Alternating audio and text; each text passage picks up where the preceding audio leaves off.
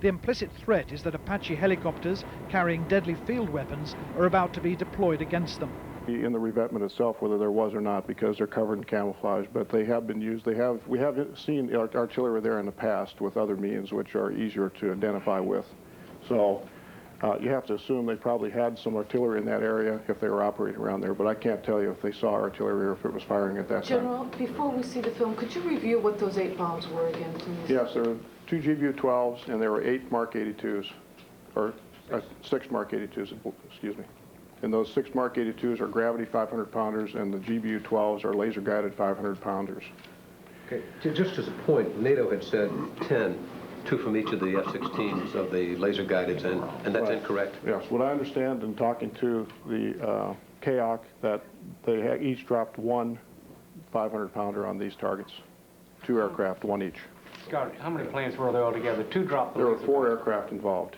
So the way it worked is on this first target, there was a 2-ship of aircraft, 1 forward air controller, and his wingman had bombs. And actually, the leader had laser-guided bombs and the wingman had Mark 82s. This is a forward air control CAS mission, so we would have that. The second flight that came in was the same type of configuration. Leader had a laser-guided bomb, and the reason he'd only have 1 is he has a rocket pod on the other wing, so he can shoot. Identified earlier as a VJ MUP area that they've been trying to interdict the UCK, and this is a B-52 strike in that area in that against that target. This is a picture yesterday of a low-blow radar. They were nice enough to put it right in the middle of the area there, but in fact, very difficult to find. When they did, I'll show you a film of this a little bit later. They actually destroyed that low-blow radar on that. Actually, I showed it yesterday in this area. That was a radar associated with an SA-3D. You can see, as I said, some of the weather over the north was a little bit less cooperative, unfortunately, but still, in this case, he was able to work through it. Did a great job here, this pilot, and kept the laser on the target and was able to hit the bridge and take it down. So that was a tough job for that pilot to maintain the lock, and did a good job. This is a restrike over a bridge in southern Serbia by an F-16 with a laser-guided bomb. Some of these bridges are a little more macho than others. This one's been hit a couple times. Probably still has the ability to walk over that, but after this bomb, there's no chance that you're going to use that bridge anymore.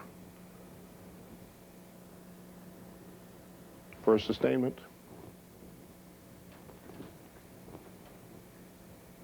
It's a petroleum tank truck. They continue to try to move their fuel around, so we can't find it. They put them in tank trucks. This is another one out in the Serbia area, F-16 with an LGB.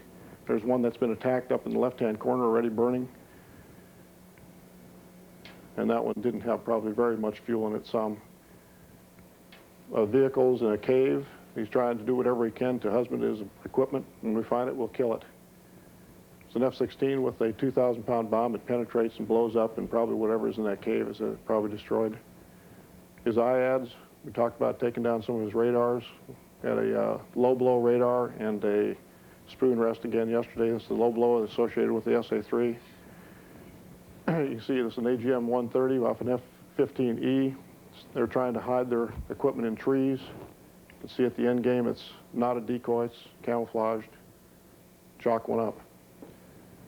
Forces on the ground will continue there. We had a lot of effort there yesterday. We'll continue on today. They've had a lot of success today. This is some camouflage tanks in southern Kosovo off an F-15E. LGB, this is an F-16 forward air controller putting in F-15Es. This is one already dropped here. There's 2 more aircraft that will drop in this area here against camouflage tanks. Revetments in the tree line in southern Kosovo. This is more of the revetted area, F-16 here.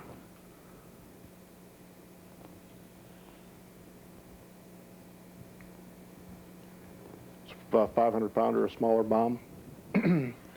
Vehicle storage area in southern Kosovo, another F-16. These are gravity bombs.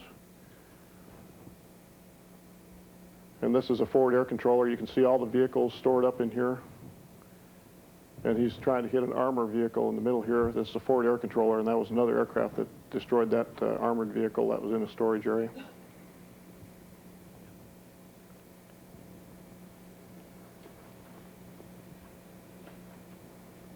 This is the Carissa area. This is the MUP headquarters compound revetted area. That was the area that Mr. Bacon talked about a minute ago. You can see the actual burning of that building here. This is a forward air controller. You can see the revetments here. They spring on over here. This building's already been struck twice. It's burning here. In this area, you can see some of the burning. You can see the Mark 82s hit here, here, and here. And so we probably took out some of the revetments as well. And then the other arrows up the side. This is the courtyard where it is pretty certain, not totally certain, that that is where those vehicles were. It was hit by a campaign, which would suggest, certainly, they're expecting the air side to win. And, of course, General Mike Jackson, who is the NATO and British commander in Macedonia, he has already said the KFOR Kosovo force will need more troops, and these look like they are them. Albania was asked if, after seeing these pictures, he still believed NATO's air campaign was working. We've always been very clear in the air campaign that you cannot stop paramilitary murder directly at the point that it's occurring from the ground. But what you can do is you can target the forces, you can target the logistics, you can target the command and control, and you can target the decision-making apparatus that initiates, sponsors, condones, and encourages such activities. And that's precisely what we...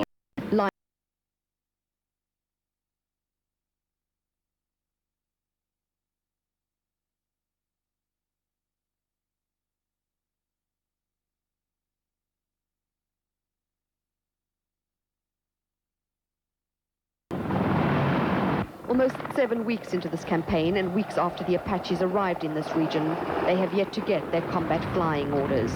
If and when the Apaches are called to fly in combat, the request will come first from NATO, the final approval from the US President. The military here say the Apaches and their pilots are ready and willing to answer that call. But for now, there's no indication of when it'll come. Amanda Kibble, CNN. On to yellow, air raid warning yellow, you get your kit.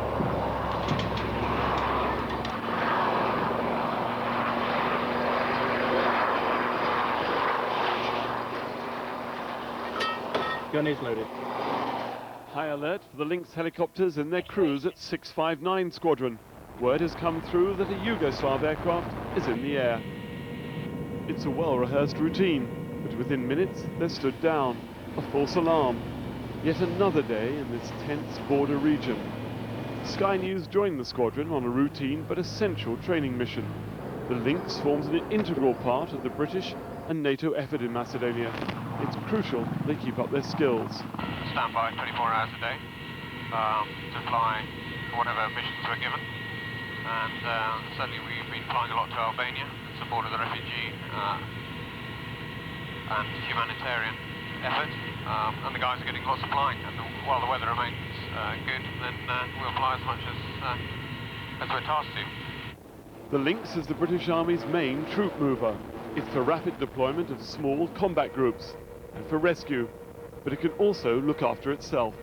Gun, tell me about the weapon system. Well, this is a general purpose machine gun. As you can see, it's belt fed, and we use it in self-defense roles in the air. So basically, if anyone starts shooting from the ground, you can respond?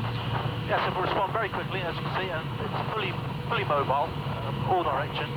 And if they were to start firing us, then I can put rounds down, and they will get their heads down very quickly. Fighting words, but for the moment, for these Lynx crews, the emphasis is on humanitarian assistance, not war.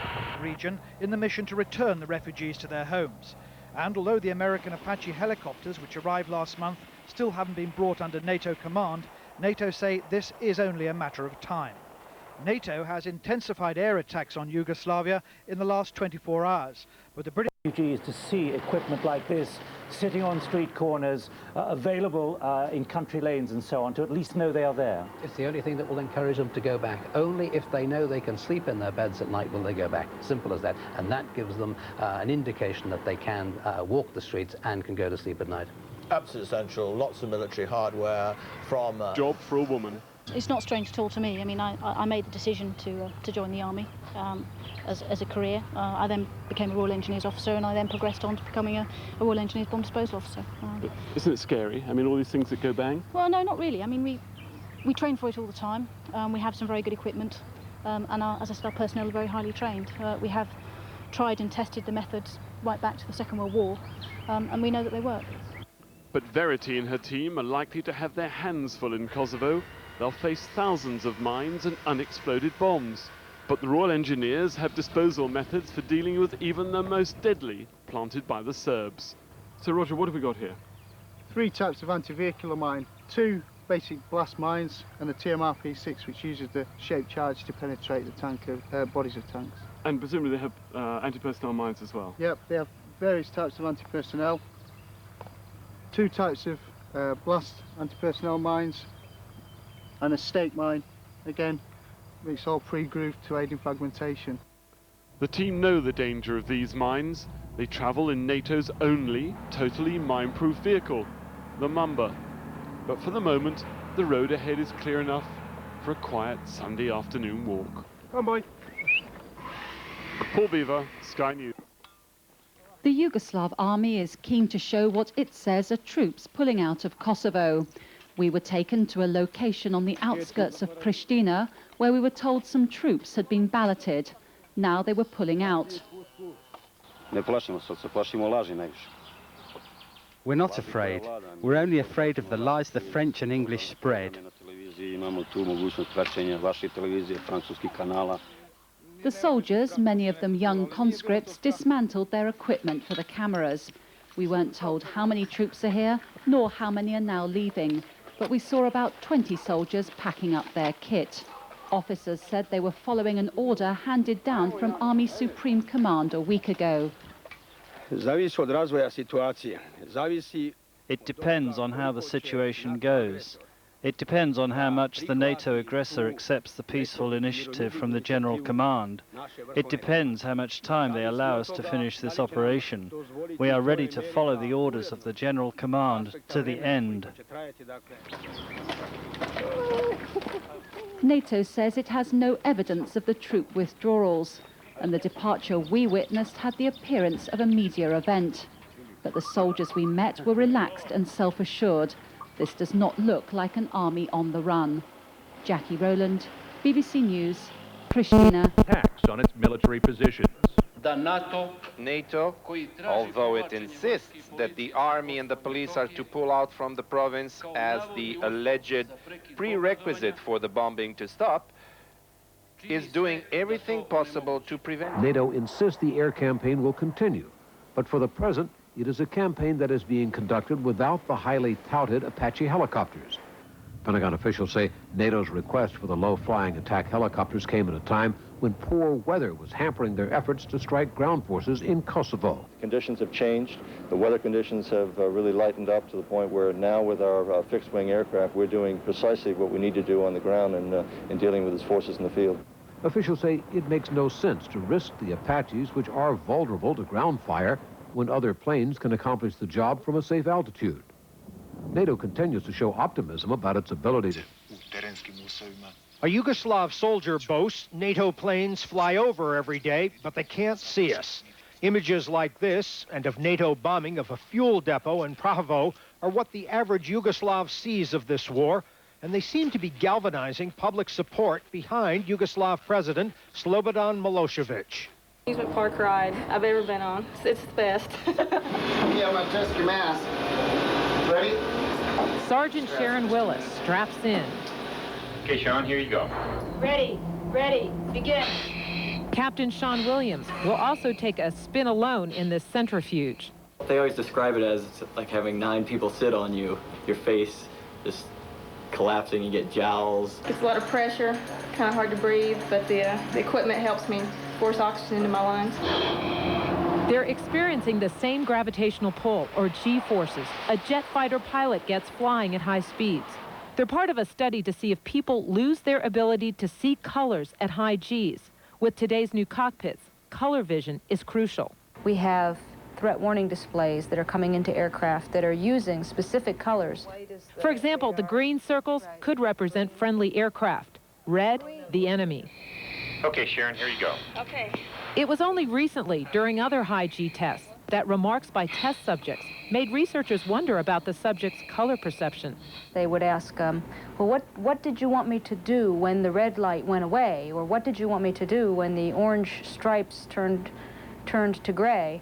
And we're up here scratching our heads going, what are they talking about? We had no idea, because we'd never heard of anyone ever reporting a problem with colors at high G. Months and studies later, researchers discovered that high G forces, like high altitudes, reduce blood and oxygen flow to the brain, making it harder to think and to see colors. What happens is that the colors simply fade away and blend in with the background. Like, say I have a white and a light blue, sometimes they run together for me. But was it certain colors they were losing? This study helps figure that out. Now, in this chamber, Staff Sergeant Willis will be subjected to 9 Gs. That's 9 times the force of gravity. The worst roller coaster is about 4 Gs. And during that time, about 30 seconds, she'll have to perform a color test. Ready, begin.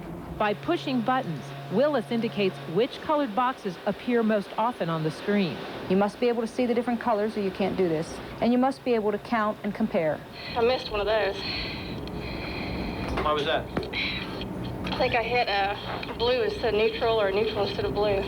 Despite some mistakes, scientists find most people do see all these colors at high Gs, just not as well. Right, you don't see dim things well at G, regardless of what color they are. For me, the more vivid and the more contrasting and brighter the colors are, the easier it is for me to see them at higher G levels. The new cockpit displays are okay, according to Gillette. The colors are bright enough, and contrast between figures and the background are easy to see. But she says engineers still need to know how dim they can go before pilots' view of the display fade away. Something you don't want to happen while they're flying complicated maneuvers at high Gs. Pentagon sources say a preliminary cause has been found for the crash of 2 Apache attack helicopters in separate training accidents in Albania. The first, on April 26, has been ruled pilot error. Sources say the pilot attempted to land the helicopter laden with fuel and armaments, but failed to account for thin air that made a slow descent impossible, resulting in a hard landing that destroyed the aircraft, though the crew was pulled to safety. In the second accident, May 5th, investigators believe the 2-man crew was killed because a mechanical malfunction caused the helicopter to do a 360-degree roll and crash. Neither helicopter hit obstacles as first theorized, and the Pentagon says the accidents did not slow plans to use the Apaches in battle. That will not affect their employment schedule at all. NATO says nearly all of Yugoslavia's best fighter planes have been destroyed, more than half of the most modern missile radars. Both oil refineries are shut down, fuel stocks have been cut by a third, and hundreds of troops and dozens of tanks have been hit. Learned that the 2 Yugoslav soldiers captured in Kosovo during NATO's air campaign in Yugoslavia and who are now being held by the United States in Germany could be released as early as Monday. The release has been under consideration for some time. We will consider releasing them at an appropriate time once the administrative work is completed and once there has been a completion of the International Red Cross examination of these prisoners. Under the rules of the Geneva Convention, no pictures of the 2 enlisted men have been released. Pentagon officials say details of the release are still being worked out, but it is likely the 2 POWs will be turned over to the International Red Cross. Sources told CNN that at least one of the prisoners did not want to be returned to Yugoslavia. Warrior infantry fighting vehicles of the Irish Guards. This was their final exercise to ensure that they're battle ready before moving up towards the Kosovo border. These armoured vehicles are designed to take troops beyond the front line. They not only provide mobility, but formidable firepower. The battle group is here in the hope of helping to implement peace and ultimately to get the refugees back into their homes. The majority, well, most of them are actually looking forward to actually getting up there and doing everything. I mean, we've done a lot of training for the situation, so obviously people want to go up there and do what we've been trained to do. You know, everyone's really geared up to get something done.